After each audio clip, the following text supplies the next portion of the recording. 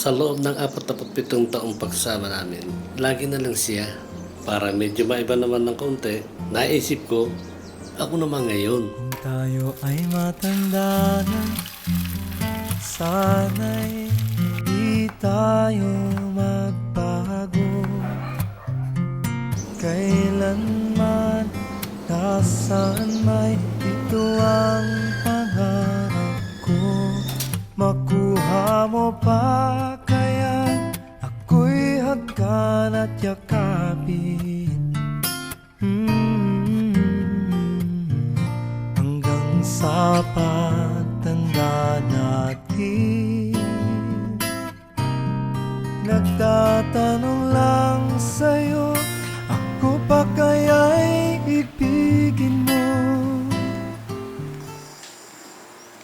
Sir.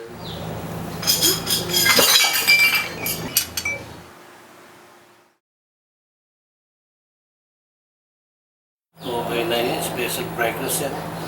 Ayaw mo yata. Kahit maputi na ang buhok ko,